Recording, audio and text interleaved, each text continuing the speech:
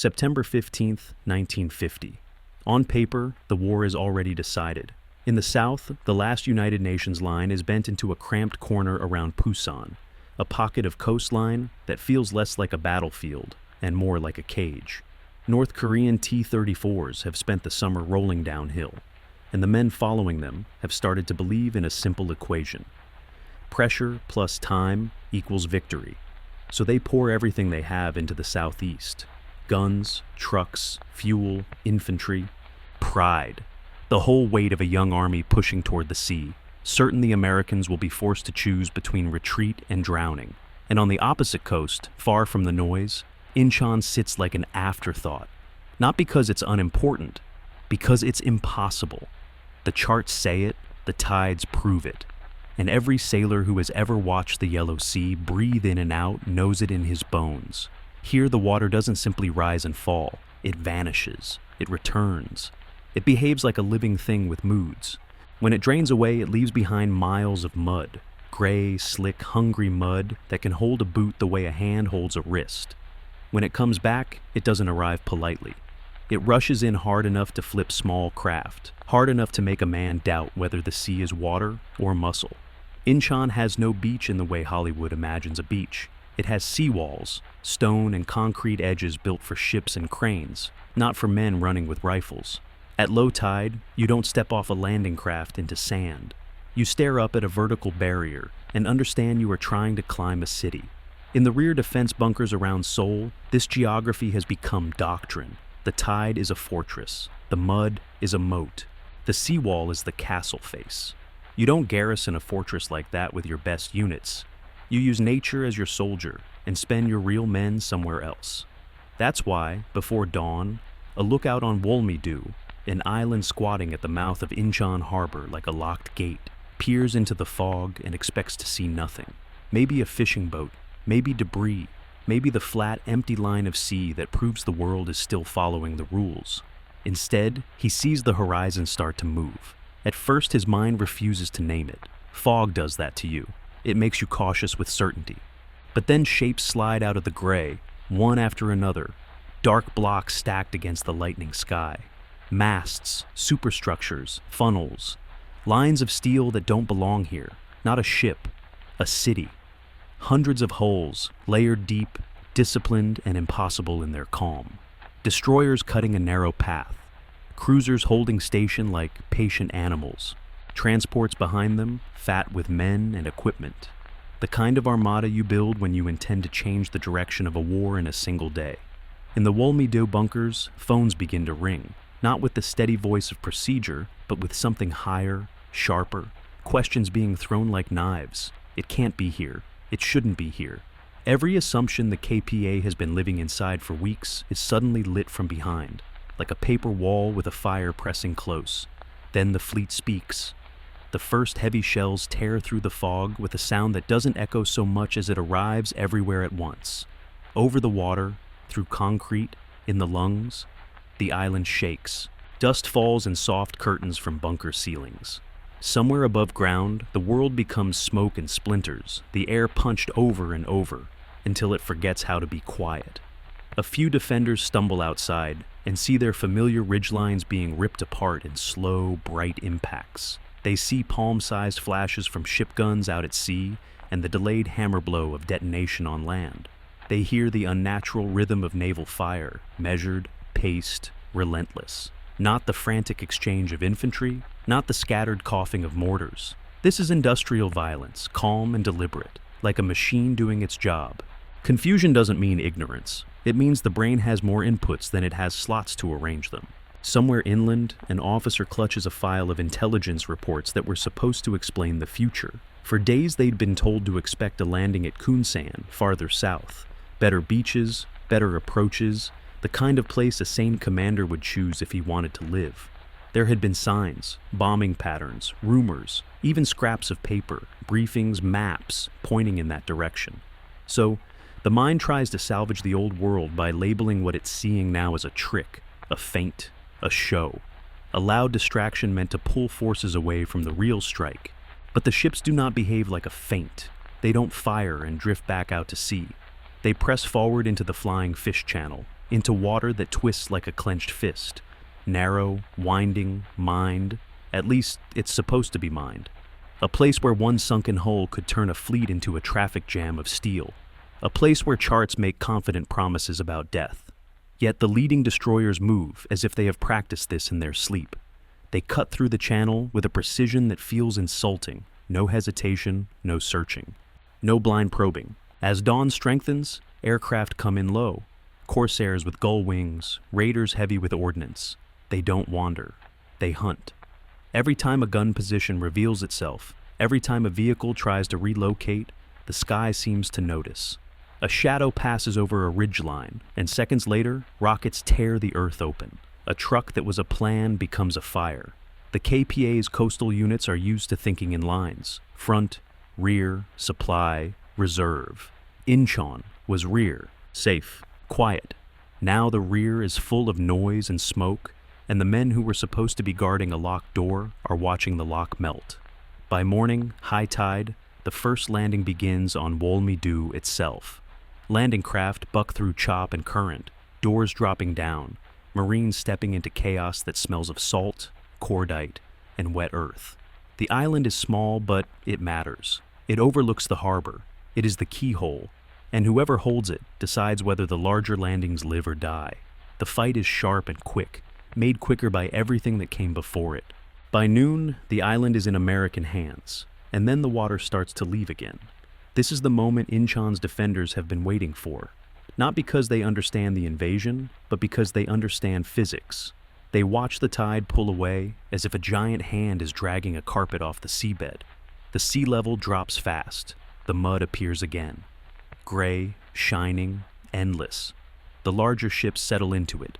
Tank landing ships and transports resting awkwardly on their flat bottoms. Steel giants stranded in daylight. From the hills and rooftops, KPA observers can see them, immobile. They can almost feel the relief in their own chests. There it is, the mistake. Nobody can fight the tide. They have hours until the water returns. Long enough, in theory, to bring up artillery. Long enough to position tanks. Long enough to turn the harbor into a kill zone. The phrase spreads through phones and shouted orders with the sweet certainty of a promise. The enemy is stuck. But a second, colder reality arrives with the afternoon wind. Every attempt to move reinforcements toward Inchon becomes visible. Roads out of Seoul, causeways, open stretches where vehicles have to abandon cover. The air patrols are waiting. Not randomly, not loosely, but with the kind of timing that makes commanders feel exposed. A column rolling west becomes a column burning west. The asphalt turns into a line of smoke. Meanwhile, down by the stranded ships, something is wrong, in a way binoculars can't quite explain. The Americans are not acting like trapped men. They are not digging frantic pits in the mud. They are not clustering in desperate circles. They are moving with a calm that borders on disrespect. Weapons are cleaned, gear is checked, men eat. Some smoke with the casual posture of people who believe they will still be alive later. And then the observers spot the strange cargo being brought out. Long ladders, lightweight metallic, stacked like ribs, hooked ends. The sort of thing you'd expect in a firehouse or a medieval siege, not an amphibious assault. It ladders. In a harbor without beaches and with a seawall that was supposed to be the final argument, ladders are not equipment. They are a statement. The geometry of the defense shifts in an instant. North Korean gunners had anticipated breaches, explosives, choke points, predictable funnels where men would be forced into narrow lanes of death. They had imagined where the enemy would have to come through. Ladders mean the enemy does not need to come through. He can come over, and he can come over anywhere. The afternoon lengthens, heavy with the kind of suspense that makes even small sounds feel loud. The sun drags itself toward the horizon, staining the mud flats with rust-colored light. Far out in the harbor, engines occasionally cough, then fall silent again. Ships wait like animals with their eyes half closed, conserving energy. In the bunkers, the KPA's certainty begins to rot into paranoia. How did they get through the channel? Who told them where to go? Why are their strikes so accurate? It's one thing to be outgunned.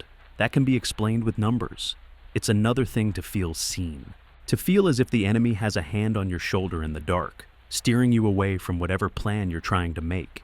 A young signals officer tries to organize a counter-battery effort and finds his frequencies muddied by interference. Jamming, maybe, or something worse. Echoes. A mimicry of his own voice patterns coming back through the static, turning communication into a hall of mirrors. He pulls the headset away and stares at it like it's alive. Outside, on rooftops, spotters keep returning to the same question. Why doesn't the enemy look afraid? Because out in the mud, the Americans aren't trapped by the low tide. They're waiting for the next one. When the tide finally turns, it does it the way it always does here, with speed that feels violent. Water crawls back across the seabed and then suddenly surges, lifting steel, freeing hulls, changing the entire battlefield in the span of minutes. What looked like grounded carcasses begin to float again. Engines wake, propellers churn brown water. And now the fleet begins to move with purpose. The evening landings are coming, 2 separate thrusts, north and south, into the industrial edges of the city. Red and blue, the maps say, as if a color code can tame what this will become. There are no soft beaches waiting. There are cranes, warehouses, narrow streets, and a seawall that rises like a blunt sentence. Flares pop over the water, white light hanging and drifting. Tracer fire begins to stitch the air. From the KPA positions, the harbor becomes a jagged silhouette of steel and smoke. Landing craft form up anyway. They don't bunch in confusion. They don't swirl. They align into lanes and intervals as if an invisible hand is spacing them. That precision, mechanical, almost arrogant, feeds the sick feeling that has been growing all day. The first amphibious tractors churn toward the seawall. Their engines sound wet and ugly in the darkness. Gunfire chatters from above. Bullets strike metal with small, quick sparks. Men crouch low, faces hidden, moving forward into a wall that was supposed to be unclimbable under fire. And then, something tiny, almost nothing, happens in the middle of the larger violence. A KPA squad leader near the northern sector sees a flash before the craft reach the wall. Not a shell burst, not a flare. A deliberate, controlled blink. Light used like a signal. A message. Someone is already there.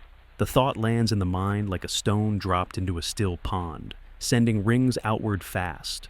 If someone is already there, then the channel wasn't just navigated. It was guided.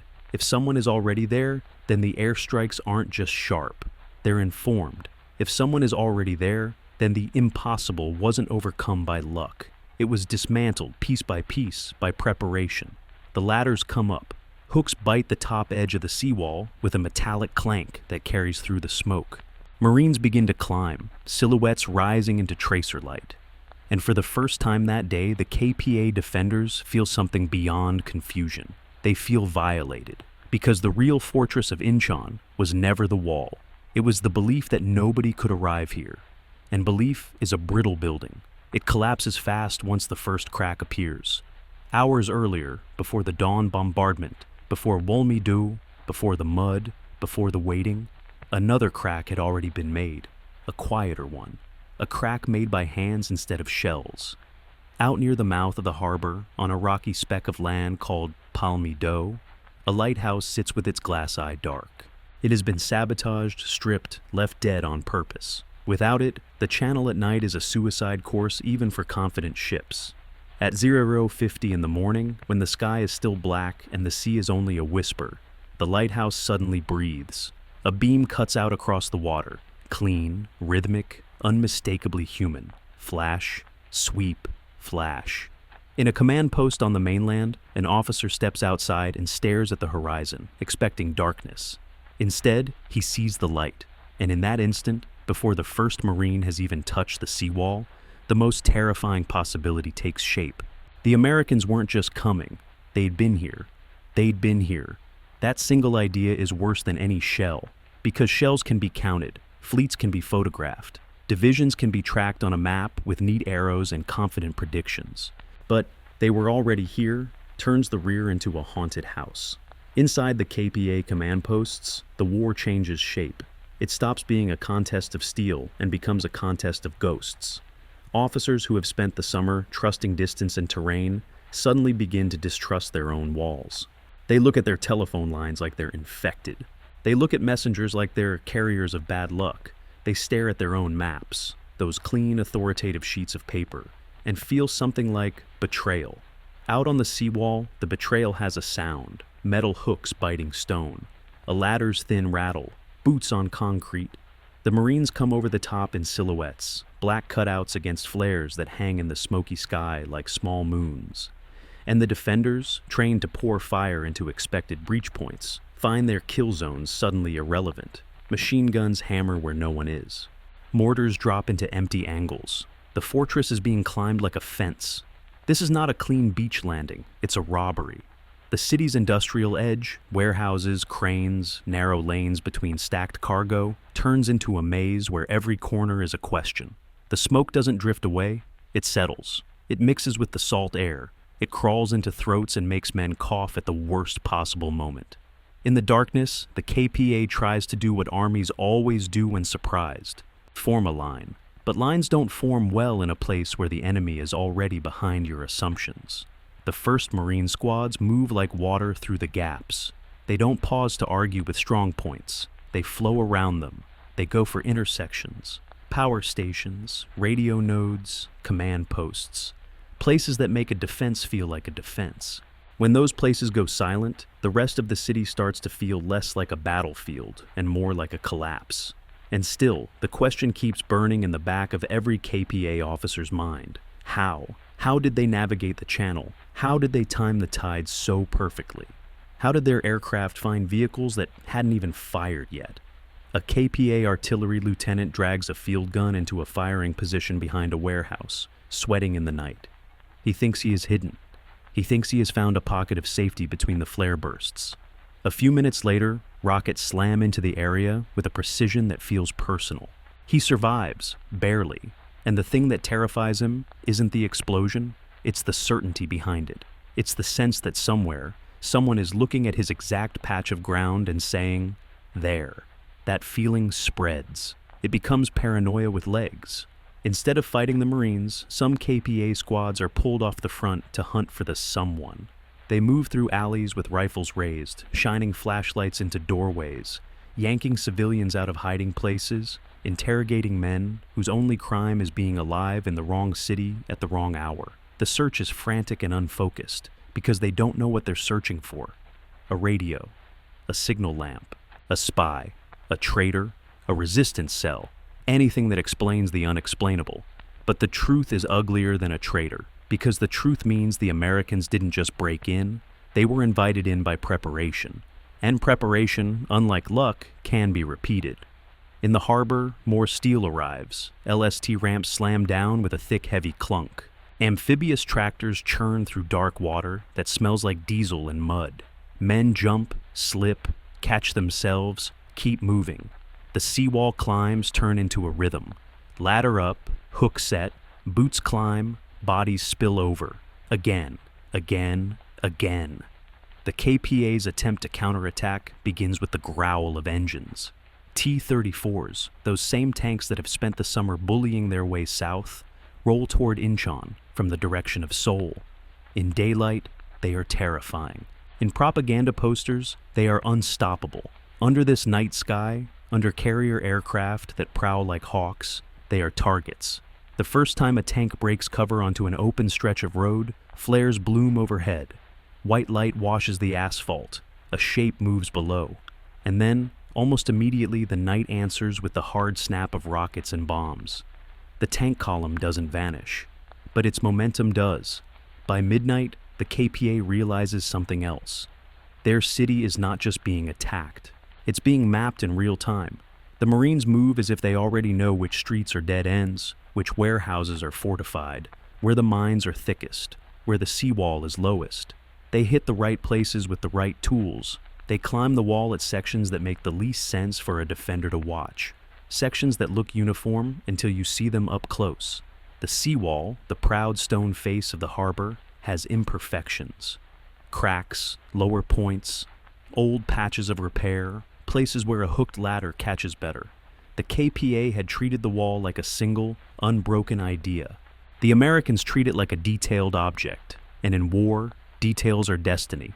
Toward the edge of dawn, the fog returns in a thin layer, and the gunfire becomes muffled, as if the city is fighting under a blanket. Marines dig in, consolidate, push forward again. Inchon isn't fully theirs yet, but the door is open wide enough for reinforcements to keep pouring through. And somewhere, far from the streets, the answer to the KPA's burning question has been alive for 2 weeks. Not in a bunker, not in a lab, not in a gleaming headquarters full of machines, in a fishing boat that smells like wet wood and old nets. 14 days earlier, the Yellow Sea looks nothing like the stage it will become.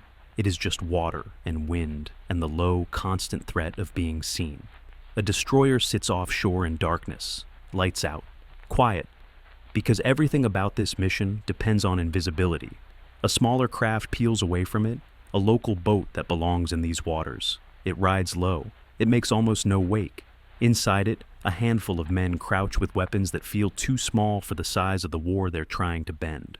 No orchestra, no hero lighting, just the sound of water against planks and the slow, careful breathing of men who know that one mistake doesn't mean failure, it means found. The leader of the small team is not a myth. He doesn't look like a myth. He is a Navy lieutenant with tired eyes and the kind of stubbornness that can either save your life or get you killed twice. Eugene Clark.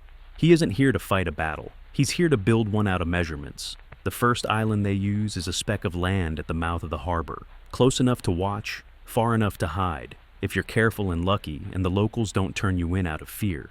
The villagers are trapped between flags. They've been living under occupation with a quiet knowledge that every smile can be interpreted as betrayal, every kindness can be punished, every rumor can become a noose. Clark doesn't arrive with speeches. He arrives with a radio, a notebook, and a simple problem. To land an army where the sea itself tries to kill you, you need to know the sea better than your enemy thinks you can. Charts exist. Hydrographic manuals exist. But the Yellow Sea doesn't care about manuals. It cares about nights and winds and sandbars and silt that shifts like a living skin. So, Clark measures. He sends small boats out into the channel in darkness. He watches patterns of current the way hunters watch animal tracks. He listens to old fishermen talk about the tide the way priests talk about seasons. He learns where mines might be, not by magic, but by paying attention to what the locals avoid, and to what the KPA guards most nervously. And then he does the part that sounds insane until you remember what the stakes are. He walks into the mud, not in daylight, not when it's safe. At night, when the tide is out and the mud is cold enough to bite. He steps off a boat and sinks. The silt grips his legs. Every movement is a slow argument with the earth. He uses bamboo sticks as crude gauges, marking depth, counting minutes, building a tide profile that isn't theoretical. It's real.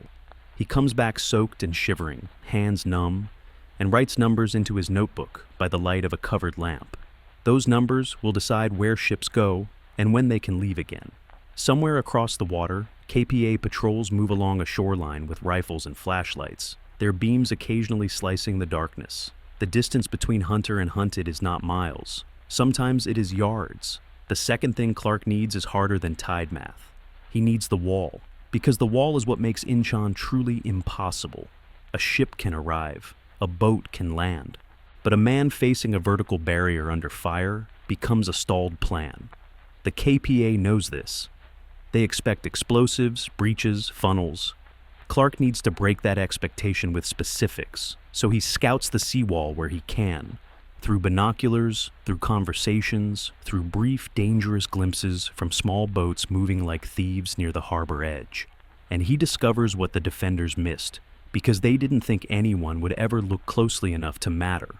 The wall isn't uniform. There are lower sections, damaged sections, places where the concrete has crumbled, places where a ladder of a specific length will catch cleanly. He sketches those sections in quick lines, the way a burglar sketches a window latch. Later, far away, Marines will carry ladders cut to those lengths and climb exactly where the wall is weakest. Not because they got lucky, because someone did the homework. That's when the mission becomes what it always becomes when you rely on a tiny team behind enemy lines. It becomes fragile. A rumor reaches the mainland. A patrol boat is sent to investigate the island. The locals tense. People who have been helping Clark suddenly look like they've remembered how much they have to lose. On a dark stretch of water, there's a brief exchange, gunfire cracking across waves, and the patrol boat turns away or is silenced. the details swallowed by the same fog that will later hide an armada. The important thing is not the body count. The important thing is that the mainland doesn't get a clear message, not yet. And then the final assignment arrives, the one that turns the entire operation from bold to reckless. Palmy Dew, the lighthouse. In a normal war, a lighthouse is scenery, a coastal detail, a background object. In this war, at this place, it is a switch. Without that light, the flying fish channel at night is a mouth full of teeth. Even with the tide right, ships can rip themselves open on rocks or blunder into mined lanes. A fleet can become a disaster before it ever fires a shot. Clark is told, in simple terms, that carry no comfort. The Navy must have that light. So, the night before the invasion, he goes. A tiny raiding party in small boats slips across dark water toward a rocky island. The air smells like wet stone. The sea is louder here, striking the shoreline in impatient slaps. Somewhere in the distance, the first ships of the invasion force are already moving, timed to a schedule that assumes this lighthouse will be lit. And on Palmy Dew, the lighthouse mechanism has been wrecked, not just turned off, damaged, deliberately. Clark and his men get inside the tower, breath coming fast in the stale air, hands working by touch, wires, gears, connections that don't want to cooperate. Every second feels like it has weight. Every scrape of metal feels like it travels across the water. Outside, the darkness is full of possible footsteps. Inside, the only light is a covered lamp and the faint glow of the sea through glass. This is not a heroic moment the way movies like to frame heroism. There is no clean speech, no swelling music. There is only a man with limited tools trying to rebuild a piece of machinery while the clock keeps ticking toward catastrophe. At some point, the wiring finally bites. The mechanism coughs, resists. Then, like a heart remembering how to beat, it turns, and the beam snaps on. Flash, sweep, flash. Out in the channel, on the bridge of the lead command ship, eyes that have been staring into darkness catch the signal like a lifeline. Somewhere a commander exhales. Somewhere a hand taps a chart and says, without ceremony, now. For the first time in days, Clark allows himself a thought that resembles relief. Then he hears something that kills it. An engine, not his. Out on the water, a silhouette moves where it shouldn't. A patrol. A search. A late suspicion finally growing teeth. Clark keeps the light going anyway, because now the beam isn't just guidance. It's proof. Proof that the impossible is being made possible. Proof that the enemy's fortress has a back door. Proof that a handful of men, cold and exhausted and half-hidden, can decide whether tens of thousands live or die. Back in Inchon, as dawn creeps in over smoke-stained rooftops, the KPA's paranoia reaches its breaking point. They don't just suspect a leak now, they can feel it. They begin tearing their own rear area apart looking for a phantom that is already slipping through their fingers. And in the middle of the city, Marines push forward through industrial yards and narrow streets, pushing toward the highway that leads directly to Seoul. 20 miles, that's all that separates a beachhead from a capital. 20 miles of road, bridges, intersections, and 100 places where a war can stall. And as the sun lifts, painting the mudflats a dull silver again, a new sound starts to roll in from the east. Faint at first, then clearer. Not aircraft, not ships. Engines. Heavy ones. The kind that belong to tanks. The KPA isn't done. Not yet. They're gathering for a counterstroke. And if they can punch the Marines back into the harbor before the beachhead hardens, this whole impossible landing becomes an impossible escape. On Palmy Dew, the lighthouse beam keeps turning, steady and stubborn, slicing the morning fog. Clark stands in the tower with tired hands and listens to the distant thunder of war moving closer, knowing that if the wrong boat reaches this island, the light will die. And if the light dies at the wrong moment, the sea will not care how brave anyone is. Then the sea will not care how brave anyone is. The beam keeps turning. Flash, sweep, flash. To a man on the deck of a destroyer sliding through the channel, it's just a lighthouse doing what lighthouses do. To the men trying to kill it, it's an accusation. Somewhere out on the dark water, the engine sound grows sharper, closer, until it's no longer a possibility and becomes a shape. A patrol craft nose testing the night. A late hand reaching for the switch the Americans already flipped. Clark's men are exhausted in the specific way. Only sleeplessness makes you exhausted. Your body heavy, your thoughts thin, your nerves stretched tight enough to ring. The lighthouse tower smells of hot wiring and old stone. The air is damp, and every breath tastes like salt and metal. The light has to stay on, not as a symbol, as a tool, because the Armada is still threading itself through the teeth of the channel. And if the beacon dies at the wrong moment, steel will meet rock, and the impossible landing will become the impossible rescue in a single, ugly hour. Below the tower, boots scrape on stone. A voice, unfamiliar, cuts through the wind. Clark goes still, not dramatic stillness. Practical stillness, the kind you use when movement might betray you. In war, there are moments when you realize you are no longer in the war you prepared for. You are in the war that found you. His small team has been living on borrowed invisibility for 2 weeks, and invisibility always comes due. A short, sharp exchange happens in the dark, brief enough that it doesn't become a battle, only a collision. Muffled pops, the quick, hard sound of metal hitting stone, a shout swallowed by wind. Then a pause where nobody moves because everyone is listening to see if the pause is real. The beam keeps turning. Flash, sweep, flash. Out in the channel, the fleet doesn't slow. It doesn't hesitate. It behaves like a creature that has already committed to its direction and will not be argued with. A command ship rides deeper into the harbor, and behind it come more LSTs, more landing craft, more men carrying more ladders, as if the wall itself has become a mere administrative task.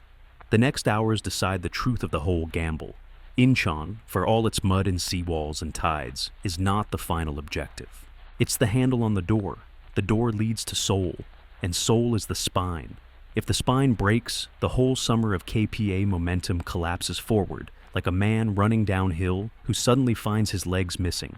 By mid-morning, the Marines and accompanying UN forces are no longer fighting for a port. They're fighting for roads, intersections, bridges, fuel dumps, radio sites. Everything that makes an army on the move feel confident. The KPA knows this too, and that knowledge produces the most dangerous thing an army can create in a crisis. A counterstroke that comes not from optimism, but from desperation. The engines that were faint at dawn become a rumble by noon. Tanks. Not one or two, but enough to make men lift their heads and taste fear again. On a narrow approach road, their silhouettes appear. Dark rectangles with a low, predatory profile. The same shape that has been haunting the Americans down in the Pusan pocket for months. A KPA commander, jaw clenched, sees them and feels the old certainty return for a moment. Steel can fix what pride broke. He imagines the beachhead folding. He imagines the Marines shoved back against the seawall, ladders useless, the harbor choked with burning ships. He imagines sending a radio message to Pyongyang that changes the war back into the shape it was supposed to have. Then, the sky arrives. It's not poetic, it's mechanical. Aircraft are already orbiting. They've been orbiting all day, as if the air itself is a ceiling the KPA forgot existed. When the armored column commits to open ground, it's like stepping onto a stage under a spotlight. Flares bloom, engines howl overhead. Rockets drop in with a brutal simplicity. The road becomes a sequence of sudden, bright impacts, the kind that make men abandon plans and start thinking only in seconds. Seconds to reverse, to turn, to hide, to exist somewhere else. Smoke rises and drifts across the asphalt in thick strips. The lead tanks hesitate. The following tanks bunch. The column turns from momentum into target geometry. For the KPA commander watching, the sickest part isn't even the damage. It's the realization that this isn't a lucky strike. This is a system. A net thrown so wide it catches decisions before they become actions. Every attempted move toward Inchon, every truck, every gun team, every fuel convoy, feels the invisible hand of surveillance and timing. The Americans are not just reacting. They are anticipating. They are acting like a force that already knows where the pressure points are. And the reason they know is a reason the KPA cannot accept without humiliation.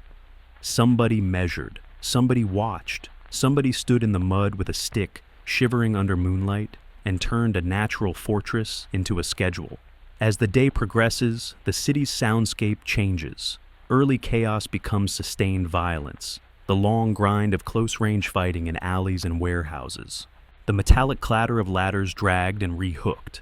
the snap of rifles, the sudden bark of machine guns, the hiss of radios, the constant unsettling overhead presence of aircraft, never fully seen, always felt.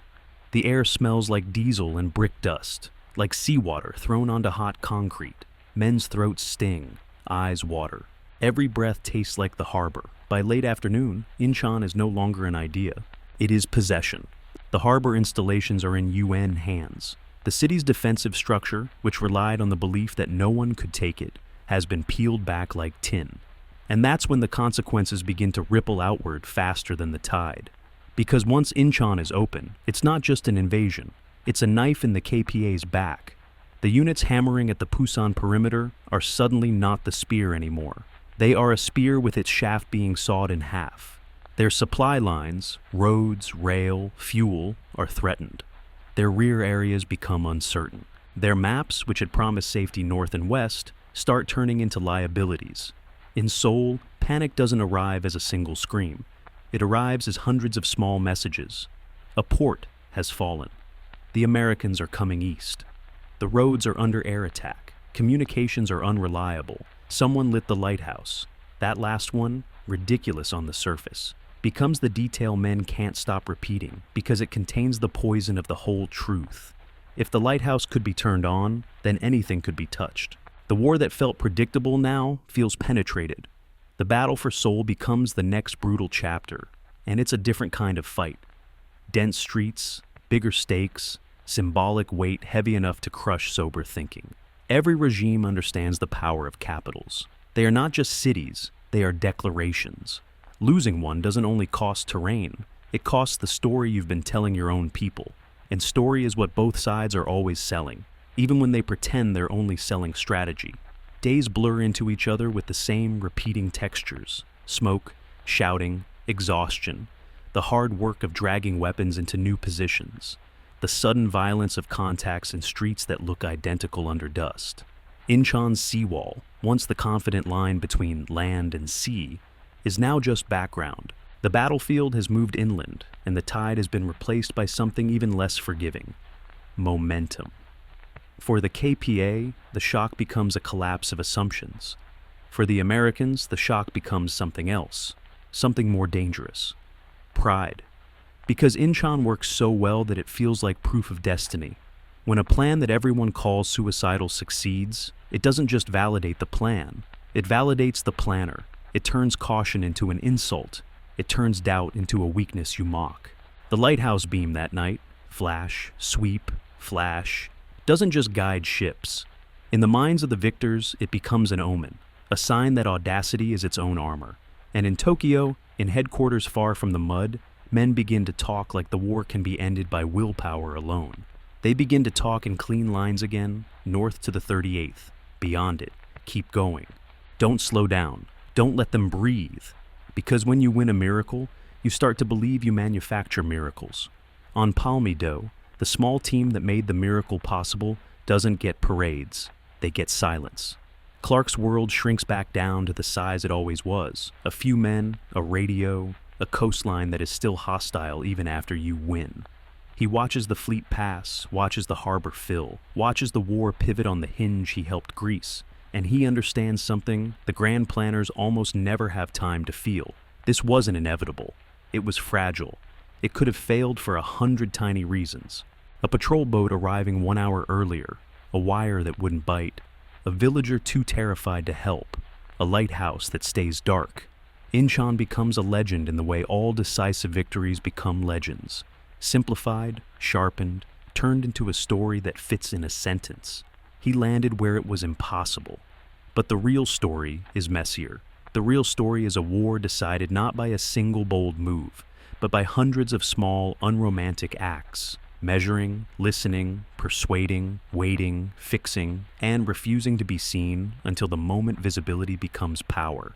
And the KPA generals, the ones who stared at hydrographic charts and trusted nature more than intelligence, are left with the kind of lesson that doesn't feel like learning. It feels like humiliation. Because they did not lose Inchon only to Marines and ships, they lost it to the collapse of certainty. They believed the tide was a wall. The Americans treated it like a door. They believed the seawall was protection. The Americans treated it like a height problem with a solution made of aluminum and hooks. They believed the lighthouse was dead. And somewhere in the darkness, a tired man with cut hands and a stolen boat decided it would live. That's what truly shocks a command staff raised on the comfort of big numbers and fixed geography. The realization that the smallest things can undo the largest plans. The beam still turns for a while after the city falls, because beams don't know the war is over in a sector. Flash, sweep, flash. Then, eventually, it becomes ordinary again. Just a lighthouse doing what it was built to do. And that ordinariness is the final irony. Inchon, the place that was supposed to be protected by nature, is taken by a fleet that weaponized nature's schedule. A war that seemed decided by tanks and lines collapses because of mud measurements and a repaired lamp. And the victors, drunk on the taste of an impossible success, begin to reach for the next impossible thing, pushing north with the confidence that the universe rewards boldness forever. But the Yellow Sea taught the first lesson. Nature can be turned into a tool until you meet a different kind of nature, a colder one, a higher one, a border where maps stop helping, where supply lines stretch thin, and where another enemy can step out of the mountains and remind you that audacity is not invincibility. The lighthouse at Inchon doesn't warn you about that. It only tells you one truth, the one that turned September 1950 inside out. If you can make the light appear in the darkness, you can make the impossible look inevitable. And that is both the power and the curse of victory.